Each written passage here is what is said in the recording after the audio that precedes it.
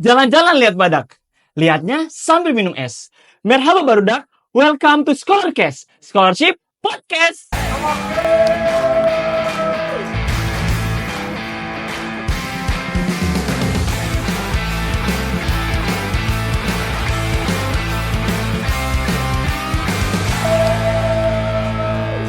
Halo batur sadayana, kumaha damang? Barudak well. Oke, jadi hari ini kita kedatangan narasumber yang sungguh luar biasa karena sudah ada di antara kita yaitu Kalina Zulaika. Halo Kalina. Halo. Wow, apa kabar Kak? Baik. Alhamdulillah. Kamu apa kabar? Alhamdulillah luar biasa. Allahu Akbar. Wah. Karena terlalu semangat Iya, gitu nggak iya. sih? Oh iya, Kalina nih sekarang sedang menempuh pendidikan S2 di Istanbul Technical University dan peraih beasiswa YTB. Bener ya Kak? Iya, betul. Wow, Masya Allah luar biasa sekali. Selain itu nih batur semua, Kalina ini juga seorang founder dari sebuah komunitas yang sungguh luar biasa, yaitu Bergerak Belajar. Iya. Wow, Terima kasih loh. Masya Allah. Kalina, gimana nih sekarang kondisinya menghadapi cuaca Turki yang dingin-dingin ini? Di Istanbul sebenarnya nggak terlalu dingin ya teman-teman, Oh tapi ya. tapi anginnya ini loh bikin masuk angin lumayan ya. Oh, Lumayan sempat gitu. masuk angin juga? Sempat antangin, tolak angin sempat dikonsumsi juga. Oh, ready ya? Iya. Terus sempat lihat-lihat juga nih. Aku sempat lihat kakak nih abis dari main-main salju gitu, bener nggak? Iya bener banget karena di Istanbul nih sampai detik ini belum banyak salju turun yang kayak yang kita lihat di TV-TV gitu. Jadi kan ya udahlah kita melegakan orang yang di rumah pengen lihat salju terus, kita ke bursa main ski sambil video call orang-orang. Oh really? Iya. Itu kalau boleh tahu main di gunung salju apa tuh? Uluda. Oh di Uluda, Iya. di bursa ya? Iya di bursa. Tapi afternya itu lumayan capek ya. Kita pakai 12 patch salon pass. Oh really? Iya. Iya. Itu berarti wah udah sampai sekujur pokoknya badan. sekujur badan ya lumayan. Ya. Pantes saya tadi sampai antangin, tolak angin semua ready ya. Iya. Jadi tuh kesana pas H+1 senaf AIKI. Jadi karena ada Tomer, Oh, habis teman. senaf langsung berangkat kita. Jadi lah abis belajar bahasa Turki nih langsung kan. healing-healing. Pusing kan ya kita Oke. main sama teman. Nah mungkin batur semua nih dalam beberapa menit ke depan kita akan membahas tentang beasiswa yang diraih oleh Kalina ini, terlebih untuk beasiswa magister yaitu beasiswa S2. Karena kita lihat nih di kolom komentar batur semua ini di Barudak Turki itu banyak banget yang nanyain, "Kak, S2 dong." Nah, kita langsung hadirkan langsung pembicaranya. Tapi sebelum kita membahas lebih jauh tentang S2 nih Kak, boleh dong kita ingin tahu terlebih dahulu nih batur-batur semua. Itu ingin tahu Kakak nih sempet S1 di mana nih? Oke, jadi sebelum S2 ini aku S1 di Telkom Bandung kalau teman-teman tahu. Jurusannya Sistem Informasi. Sebenarnya ada linearnya sama magister aku ini S2 ini karena S2 aku ini ambil Computer Science. Jadi ada kolerasinya. Walaupun nggak sama-sama exactly sama plek gitu, tapi masih ada kolerasi linearnya kayak gitu. I see. Itu di Telkom University Bandung ya? Iya, di Bandung. Wah, aku punya pengalaman juga tuh S2. Apa tuh? Jadi aku tuh sempat ditolak juga tuh di Oh, Bandung. iya? Kok bisa? Ya pokoknya nasib lah Oh, kalau iya, kata inian mah. Tapi ujung-ujungnya di Turki kan? Alhamdulillah, memang Betul. rezekinya di masuk Turki juga gitu. Alhamdulillah bisa sampai sini. Jadi sempat di Indonesia di Telkom University untuk S1 gitu ya. Betul. Nah, kan ini cukup beda nih. Biasanya kalau misalnya orang Indonesia umumnya S1 mungkin ya banyak lah masing-masing. Tapi kakak sendiri ini ngambil jalurnya berbeda nih, yaitu beasiswa. Bahkan mengincarnya beasiswa luar negeri yaitu Turki. Itu kakak tahu informasi beasiswanya itu dari mana? Oke. Jadi aku tuh daftar biasa nggak cuma satu. Dan ini aku pengen banget sampein ke teman-teman. Jadi kan mungkin banyak orang yang ngelihat seseorang kalau misal dapat beasiswa tuh, oh ya keren ya dia dapat beasiswa sekali apply langsung dapat. Nah aku pengen ngasih tahu dan makasih banget udah dikasih ruang untuk ngomong ini karena ternyata ada banyak loh yang orang tuh nyoba beasiswa tuh berkali-kali dan berbagai macam. Contohnya aku. Oke. Jadi setelah lulus itu aku lulus 2022. Nah jadi aku ada sekitar 6 bulan itu aku apply banyak banget dan aku udah persiapin dari 1 tahun sebelum aku lulus. Aku daftar di UK, aku dapat di UK juga cuman bukan beasiswa. Jadi aku daftar beberapa kampus dan itu juga banyak ditolaknya juga. Banyak ditolaknya, banyak dapetnya kayak gitu pokoknya. Dan ended up di Turki ini, YTB ini gitu. I see. Jadi kalau misalnya orang-orang kan ngelihatnya, oh dia langsung lulus langsung dapat beasiswa YTB nih. Padahal tuh enggak sama sekali. Aku coba banyak banget dan aku juga gagal banyak banget juga gitu. Oh, jadi setelah lulus Mm-mm. S1 Kakak tuh mencari informasi cukup lama juga, Iya, bahkan dari iya. sebelum lulus Iya, pun iya, udah heeh, heeh. searching-searching beasiswa. Berarti Kakak pejuang beasiswa banget nih. Masya Allah. Berusaha lah ya, Berusaha. berusaha ya. Heeh. Alhamdulillah dan akhirnya bisa sampai Di di Turki. Turki ini. Alhamdulillah. Pada tahun? 2023. Oh, jadi setelah Baru aku. lulus 2022 baru ke Turkinya 2023. Aku lulus 2022 tuh Desember. Oh, Desember Iya, akhir. Desember akhir. Jadi selama setengah tahun itu aku siap-siap buat emang S2 itu dan sambil aku kerja gitu.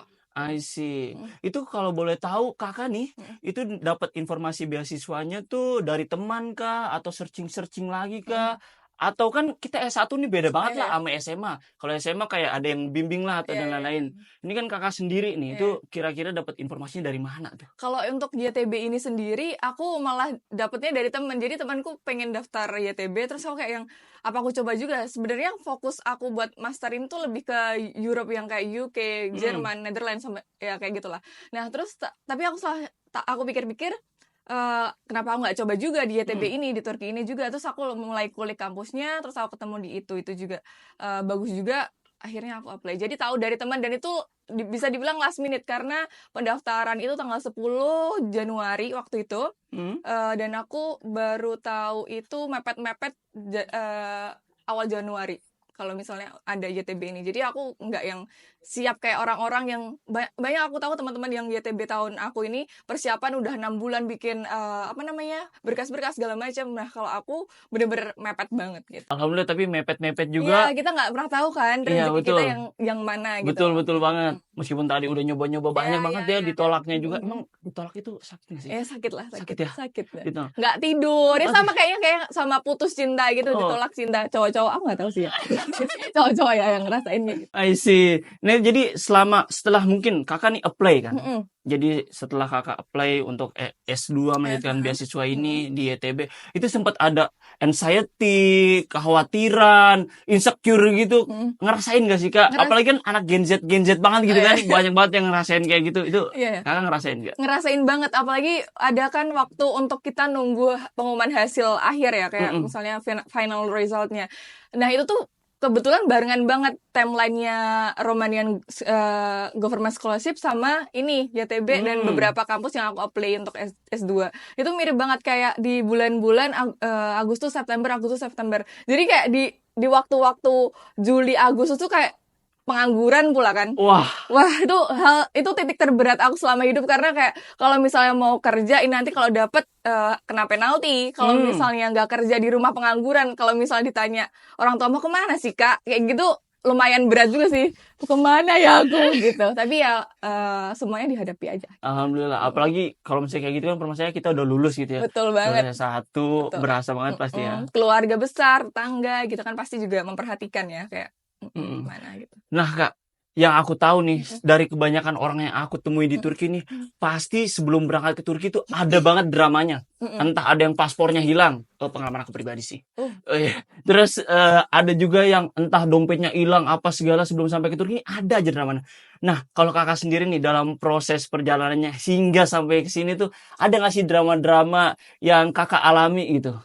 Kalau untuk yang kayak keberangkatan gitu-gitu, aku nggak ada drama sih. Tapi dramanya ya tadi di awal, di pas berkas itu. Karena aku tuh nggak tahu kalau misalnya S2 itu butuh kayak mini tesis gitu, kayak proposal. Nah, dan itu tuh bisa dibuka dan kita tahu kalau misalnya kita udah selesai ngisi berkas yang kayak dokumen-dokumen. Jadi baru masuk ke laman seperti itu. Nah, itu tuh tahu H-3 close-nya. Jadi aku nggak yang langsung semuanya aku upload gitu, tapi aku masih menunggu kayaknya kan cuman ini kayak gitu. Pada akhirnya H-3 pas aku buka ternyata ada itu proposal tesis yang mana aku kan belum buat sama sekali ya, H-3 deadline.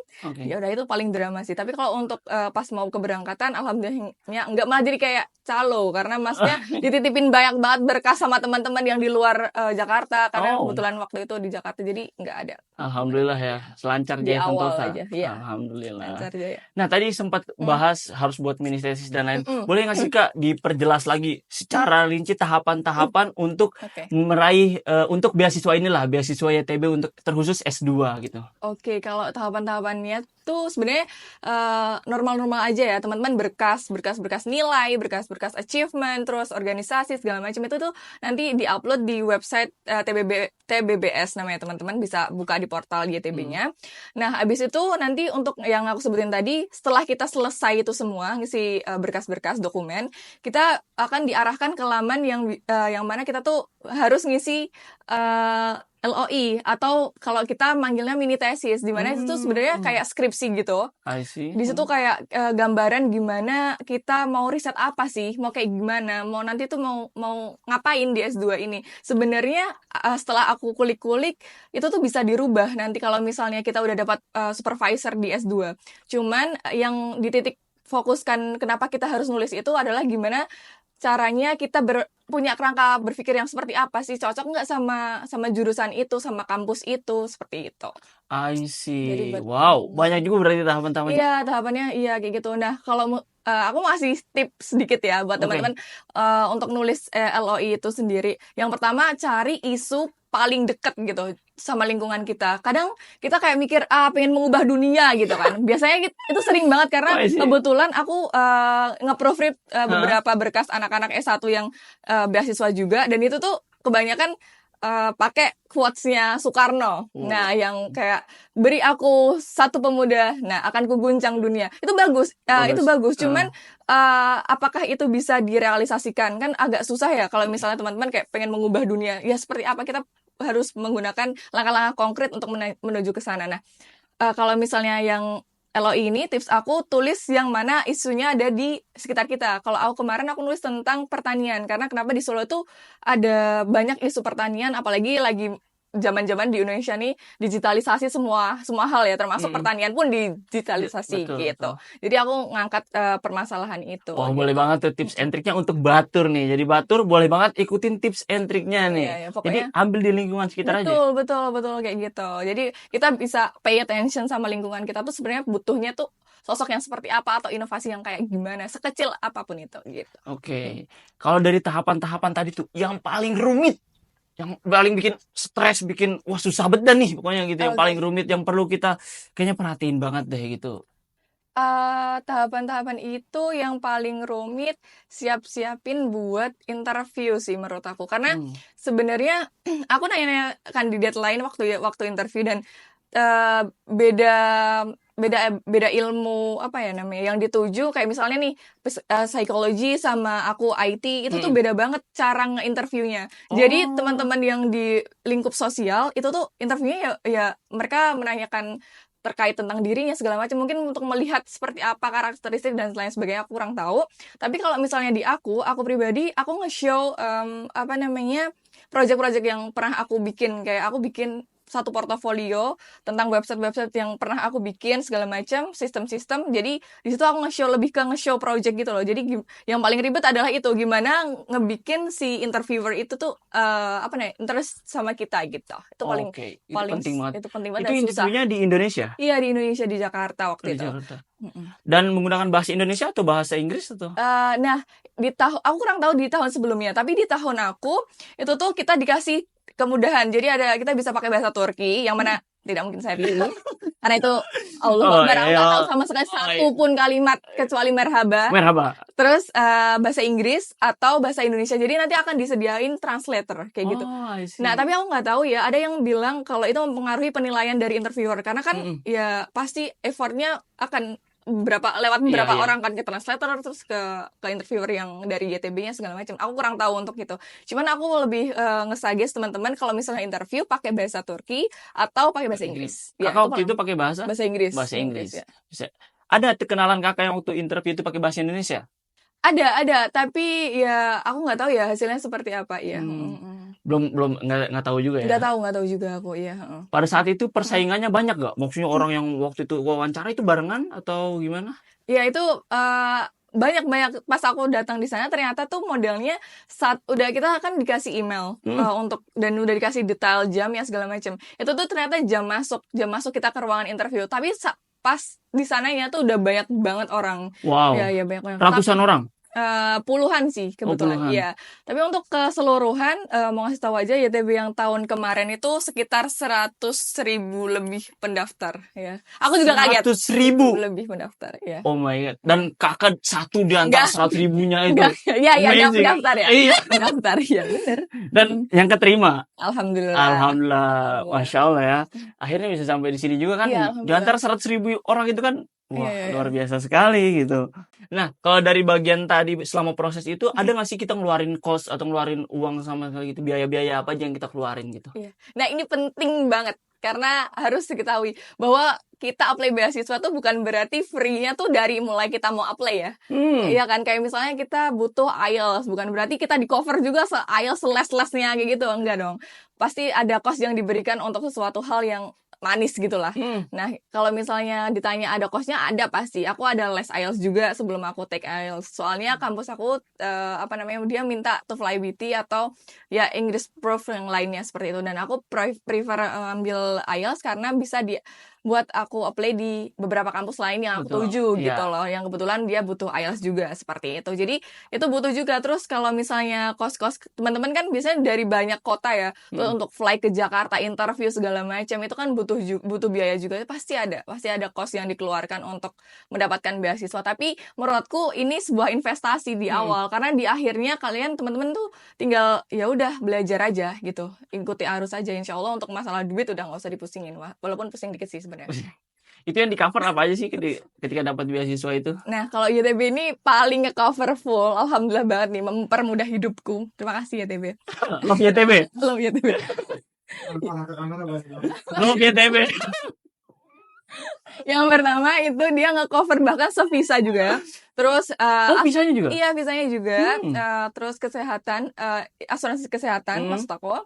Terus biaya pendidikan, dorm juga. Terus kalau misalnya untuk master tuh dia dorm kan dapat setahun aja. Terus yang 2 tahun berikutnya dia akan dikasih uang bulanan untuk tempat tinggal kayak gitu. Terus juga kita dikasih buat uang bulanan kitanya sendiri seperti itu. Terus kita juga di-provide Tomer. Tomer tuh pelajaran bahasa kita untuk sebelum kita ambil master gitu.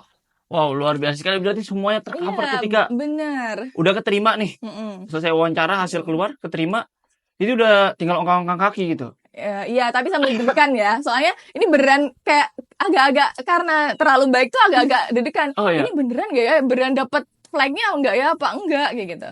Itu karena yang lama ya. Itu dikabarinnya semua dari email. Iya, semuanya dari email dan portal TBBS. Jadi kayak awalnya sih pas waktu itu pas belum sampai sini ya, itu tuh masih deg-degan gitu, beneran gak ya? Berangkat gak ya? Tapi setelah sampai sini aku mikir kayak ternyata YTB sepeduli itu. Bahkan sampai sekarang kita di sini aja kita di-provide untuk one-on-one, kita disediain kelas untuk psikologi kita, mental health kita setiap Sabtu kalau Mungkin misalnya kadang kita suka mental breakdance kali ya. Betul banget. Kita nggak pernah tahu hidup ini kadang ngerjain kita gitu kan. Jadi ya udahlah. Alhamdulillah, berarti kita harus bilang ke kamera untuk batur semua love YTB. Love YTB. Asik. Oke, Kak. Dari semua ini nih, yang membedakan antara S2 dengan S1 dalam hal beasiswa YTB ini apa? Oke. Yang paling beda itu yang pertama, apanya kalau S1 itu dia setauku ada tes. Karena kan kalau misal di Turki dia butuh YOS ya. Betul, Ya, YOS, ya banjo. kan? Iya, Orange Snow. Aku sendiri ikut itu, Kak. Susah nggak? Wah, pokoknya best, 80 soal. Oke. Oh, lulus berarti keren ya? Alhamdulillah, rezeki nasib kan. Kita nggak tahu kan, kita kakak gitu. Nah, ada tesnya. Jadi sebelum wawancara. Nah, kalau misalnya S2 nggak ada itu sama sekali, tapi S2 kan ada mini tesisnya tesis itu tadi. Nah, untuk benefitnya overall sama, cuman paling di uang bulanan sama kalau misalnya anak S1 ini dia selama S1 full dia di dorm, udah di cover semuanya itu di dorm. Jadi dia nggak yang harus keluar dari dorm terus cari-cari rumah apa segala macam kayak gitu. Tapi kalau misalnya S2 tahun kedua dan ketiganya dia dipersilahkan untuk cari rumah sendiri gitu. Sih, berarti lebih fleksibel lebih fleksibel karena mungkin mulai mature ya pikirannya. Jadi lebih dewasa lah ya. Benar-benar kayak gitu. Tapi yang terpenting tadi sih ini tuh yang tadi di provide sama YTB untuk psikologi kita aja nih. Aku juga kaget. Wah, ternyata sampai sepeduli ini ternyata ya YTB kita. Terbaik emang YTB. Jadi untuk batur semua nih yang ingin beasiswa boleh banget. Pokoknya harus tonton ini nih Barudak Turki, wajib pokoknya, tontonan wajib. Nah, Kak, sekali lagi nih, untuk tips and trick untuk teman-teman yang barangkali di Indonesia nih lagi S1 ingin melanjutkan, aduh masih bingung kayak tadi kan, habis lagi baru lulus, bingung nih, hidup bakal gimana nih kelanjutannya ya kan. Nah, tips and trick lengkapnya Oke. itu harus apa aja untuk meraih beasiswa YTB nih. YTB? Sebenarnya aku nggak bisa ngeklaim kalau misalnya ikut tips ini akan lolos ya. Balik lagi rezeki, kita nggak pernah tahu. Tapi semuanya dimaksimalkan. Terus sebelum kita upload berkas-berkas yang kayak misalnya Motlet segala macam, Motlet, LOI kayak gitu tuh usahakan dibaca berkali-kali. Bahkan kalau bisa di-proofread sama temen atau sama orang-orang kayak yang udah S2 duluan atau beliau udah S3 ataupun dosen pembimbing skripsi atau bahkan ada beberapa lembaga yang nyediain untuk proofread. Jadi benar-benar tulisan kita tuh ketika udah disubmit udah yang ini strukturnya udah jelas, paling nggak udah jelas, udah tahu apa yang mau disampaikan kayak gitu. Itu yang pertama. Terus kedua, jangan sampai teman-teman nge-upload berkas-berkas tuh mepet-mepet. Belajar dari aku, jadi jangan kayak aku ya. kita butuh belajar tuh dari pengalaman orang lain aja, jangan dicobain Oh, gitu.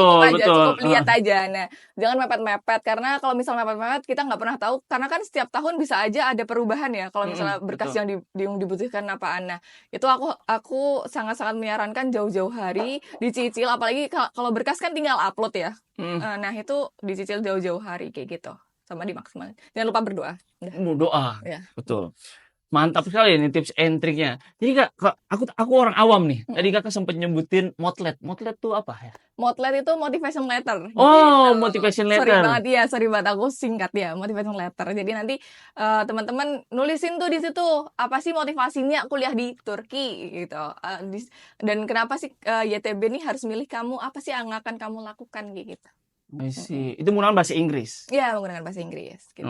Siapin motivasi terbaik untuk meraih YTB ini. Yeah. Waktu itu Kakak motivasinya apa tuh? Motivasinya ada di motivation letter saya. Kenapa? Mungkin rahasia. Iya kan. Tapi boleh lumayan personal. Lumayan personal. Gambaran umumnya mungkin supaya teman-teman ini Motletnya bisa seperti Kakak nih, bisa menggugah hati YTB gitu. Sebenarnya motivation letter ini nggak yang harus kayak aku termotivasi karena mungkin di Turki itu keren banget maksudnya akan lebih baik kalau misalnya dimulai dari keresahan sendiri. Kenapa sih aku harus S2 gitu? Kenapa aku harus lanjutin di fakultas ini? Dan aku tuh itu ada korelasinya sama di mini tesis aku tadi gitu. Jadi berbau-bau IT lah gitu. Jadi berkesinambungan. Iya benar. Semakin ada kolerasi semakin baik karena jadi satu kesatuan kan jadinya semua berkas kita kayak gitu. I see. Oke, jadi nih untuk batur semua sekali lagi untuk tips and triknya nih kita harus ada baiknya pokoknya mencari pembimbing ya. Iya betul. Kakak mau nggak jadi pembimbing? Kebetulan sebenarnya aku tuh selalu diri sama teman-teman kayak gitu buat nge-proofread motivation letter, terus esainya dia buat S2 segala macam. Aku akan selalu bantu sih. Masya Allah. Karena aku ngerasain dulu tuh aku tuh kesusahan cari orang buat ngebaca dokumen aku dengan alasan terlalu sibuk. Mungkin kan ya kesibukan orang memang beda-beda ya. Cuman aku selalu waktu awal-awal tuh aku kesusahan nyari orang yang bener-bener mau baca dokumen-dokumen aku. Jadi aku berharap aku bisa ngebantu orang yang dulunya tuh aku ngerasain orang kayak gitu loh. Jadi ya. Alhamdulillah. Jadi kalau misalnya teman-teman atau kamu atau teman-teman semuanya kalau misalnya membutuhkan dan mempercayai aku untuk membaca dokumen kalian, ya nggak masalah. Gitu. Alhamdulillah. Ini nih untuk batur yang mungkin sekarang S1 dan memiliki harapan besar gitu untuk meraih S2, beasiswa terlebih lagi beasiswa YTB itu boleh banget. Karena Instagramnya Kakak juga terbuka untuk umum ya? Bisa nanya lewat Instagram juga? Boleh banget. Wajib ya? Yang mau aja. Yang mau follow. Apalagi aja. Kakak sebagai founder dari? Bergerak Belajar. Nah itu, boleh bahas sedikit lah tentang Bergerak Belajar. Apalagi as a founder gitu kan. Amazing. Itu sebuah komunitas apa, organisasi apa gitu? Iya, itu komunitas membaca sebenarnya. Jadi itu tuh diinisiasi waktu dulu COVID. Jadi tuh aku kan suka banget waktu S1 ikutan diskusi-diskusi publik gitu di kampus atau di luar kampus kayak gitu. Nah, setelah COVID tuh kayak di kamar doang ngapain ya gitu kan. Terus terus ngelihat ada salah satu platform namanya Kelas Isolasi, itu keren banget juga. Itu kayak kelas buat diskusi juga tapi dia terbatas pembahasan tentang filsafat. Nah, sedangkan aku tuh sukanya isu-isu sosial gitu-gitulah. Nah, terus aku juga suka baca buku juga, sama ada beberapa temanku. Terus akhirnya aku dan beberapa temanku itu ngebikin salah satu komunitas itu, bergerak belajar itu, komunitas literasi sih sebetulnya. Kita bisa diskusi, kita bisa sharing buku di situ. Jadi kita ada kayak apa ya, timeline setiap bulannya ngapain aja kayak gitu. Dan itu karena sistemnya online, jadi teman-teman dari berbagai daerah bisa ikut. Bahkan kemarin tuh teman aku dan teman-temannya teman-teman. Nah, itu tuh ada yang dari Mesir, dari Arab dan segala macam. Tapi orang Indonesia maksudnya. Itu juga join kayak gitu. Alhamdulillah. Dan kemarin juga sempet banget Valdo Maldini join di diskusi kita. Iya. Wow, amazing. Jadi itu terbuka untuk umum, siapa pun boleh ikut. Ya, Oke, jadi Batur sekali lagi itu boleh banget untuk join di Bergerak Belajar. Linknya nanti ada di bawah ya. Baik itu IG-nya Kak Lina sama itu juga Bergerak Belajar akan ada di deskripsi, oke? Terakhir, Lina, untuk closing statement-nya. Oke. Untuk closing statement, aku cuma mau nyampein teman-teman bahwa habisin jatah gagal kalian dulu. Ntar kalau misalnya udah habis, pasti akan ada jatah suksesnya. Karena aku pun juga ngerasain gagal. Jadi jangan lihat orang-orang teman-teman kalian tuh dari Instagram story aja. Karena Instagram story kayak misalnya yang Instagram story-nya tuh seneng padahal emang itu yang mau di-post gitu loh. Bukan a whole day dia seperti apa kayak gitu. Jadi itu, habisin jatah gagal dan jangan terpaku sama pencapaian orang lain. Wow, terima kasih banyak Kak Lina. Beri tepuk tangan. Terbaik, kita sudah membahas lengkap tuntas. Jadi untuk Batur Sadayana, barudak Turki yang ingin mengetahui informasi-informasi terkait S2, boleh langsung menonton full pokoknya ini. Dan juga informasi-informasi beasiswa lainnya terkait YTB dan lain-lainnya, atau tentang informasi Turki apapun, harus subrek, pokoknya subrek Barudak Turki. Nantikan episode-episode lainnya di Scorecast Scholarship Podcast.